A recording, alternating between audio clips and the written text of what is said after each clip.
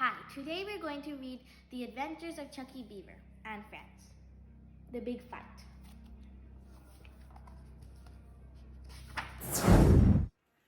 The Adventures of Chucky Beaver and Friends. The Big Fight. It was the start of a very ordinary day for the Beaver household.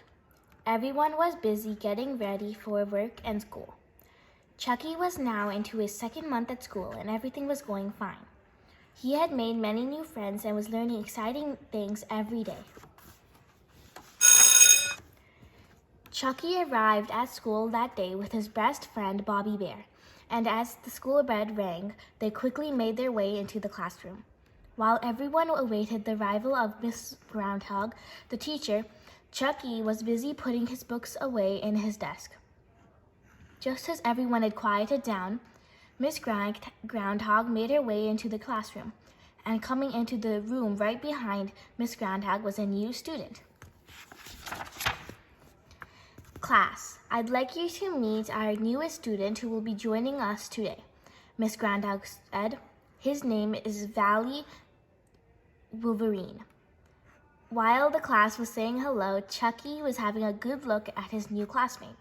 He noticed that Valley was much taller and looked stronger than most of the boys in his class. Chucky thought to himself that Valley looked a bit mean, and it might be the best thing for Chucky to stay out of Valley's way just to be sure. The only seat that was left in the class for Valley was at the back of Chucky's row. As Valley was making his way to the seat, he passed by Chucky's desk. Unfortunately, Chucky had left his foot in the aisle, and as Valley passed by, he tripped over and fell face down on the classroom floor. The whole class burst out laughing at the sight, but Valley was not amused. He picked himself up, and his face red with embarrassment, and glared at Chucky. Chucky attempted to apologize, but Valley was not forgiving. "I'll see you later after school," Valley whispered harshly to Chucky. But I didn't mean it," Chucky tried to explain. Valley wasn't listening as he headed towards his seat. Chucky was upset now at the thought of Valley wanting to beat him up. He thought, "It's not right to fight, as Pop always said, because there are far better ways to solve the disagreements." Chucky had to think, "How can I avoid a fight with Valley?" he wondered. "If I try to sneak home without him seeing me, he'll only catch up with me tomorrow, and he'll be even madder." Chucky was very nervous about what had happened and the thought of what was to come. It was almost lunchtime before Chucky realized it. As the bell rang to begin lunch, all of the children jumped up and quickly filed out the door. Only Chucky and his friend Bobby Bear remained. "Chucky, aren't you coming to lunch?" Bobby asked. "I'm not really hungry today," Chucky replied nervously. You go on without me." "Bobby, I don't want you to miss out any of your lunch." "All right, I'll see you after lunch," Bobby answered. As Bobby made his way out of the classroom, he bumped into Miss Groundhog passing by. "Oh, excuse me," Bobby said. "That's okay, Bobby," Miss Groundhog replied. "Why are you so late for lunch, Bobby?" She continued. "Well, I was waiting for my friend Chucky, but he says he doesn't feel like eating today," Bobby explained. "Okay then, go on to your lunch now," Miss Groundhog said. Then Miss Groundhog looked into the classroom and saw Chucky staring out of the windows at the other children eating their lunches. "Chucky," Miss Groundhog questioned him, "why aren't you going to lunch today?" "I wanted to catch up on my reading, Miss Groundhog," Chucky stammered. "Well, I guess that'd be okay for today, but I don't want you to miss your lunch again," Miss Groundhog responded. "I won't, Miss Groundhog," Chucky promised. "Oh, what am I going to do?" Chucky thought to himself. "I can't stay in tomorrow, and what's going to happen to me when I try to go home tonight? I'm going to have to face Valley, even though he's probably going to beat me up," Chucky decided, "but I'm not going to fight with him because it's not right to fight. Pop always told me that it's better to talk out your differences with other people than to fight." Chucky remembered. "It takes a lot more strength not to fight than to fight," his pop used to say. Chucky thought, "And that's what I'm going to do." Just at that moment, the lunch bell rang, and soon all of the students began rushing into the classroom to take their seat. Valley Wolverine came into the classroom and stopped beside Chucky E's desk. "I didn't see you at lunch, Chucky Chicken," Valley said angrily. "You can't hide forever." "I don't want to fight with you, Valley," Chucky replied. "It was an accident that you tripped over my foot, and I tried to apologize for it." "I don't care about your apologies," Valley responded. "Everyone laughed at me, and you're going to pay for that." "Valley, would you kindly take your seat?" Miss Groundhog requested. At that, Valley hurried to his seat and sat down.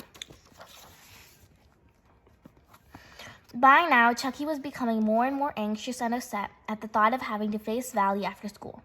Chucky's friend Bobby Bear had overheard the conversation between Chucky and Valley and tried to console Chucky about his fears.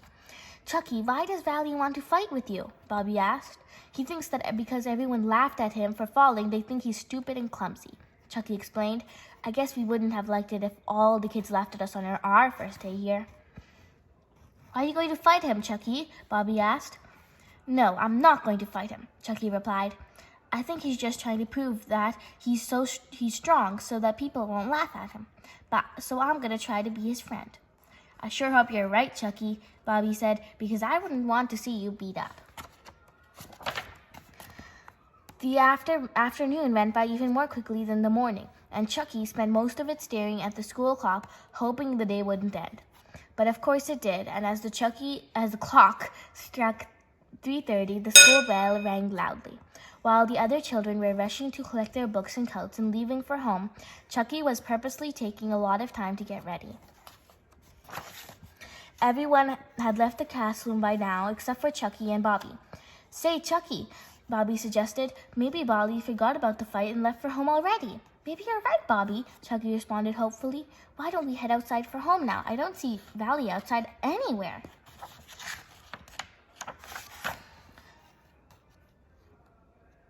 As Chucky and Bobby headed towards the school bus, Valley suddenly appeared right in front of Chucky.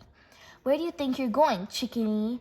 Valley questioned. I am going home," Chucky responded. "Oh, no, you're not. Not before I settle the score for what you did to me today," Valley said angrily.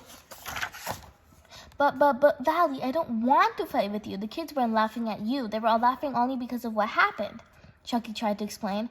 "I don't care. Valley, I don't care," Valley cried out. "People won't laugh at me anymore when they know how strong I am after I beat you up." By this time, there was a crowd surrounding both Chucky and Valley, anxiously anticipating a fight. If you feel you have to beat me up to show how strong you are, then go ahead," Chucky replied. But I'm not going to fight with you because I want to be your friend." You want to be my friend?" Valley asked. "Why would you want to be my friend when I'm going to beat you up?" "Well, first of all, I don't really believe that you want to beat me up," Chucky answered. "And secondly, you're new here, and I just want to show you that we are really friendly and we would like the chance to get to know you." "Of course we do," everyone shouted. "Whoa, that's fantastic," Valley beamed. "I'm sure glad I didn't have to fight to make friends. I really don't like to fight, you know."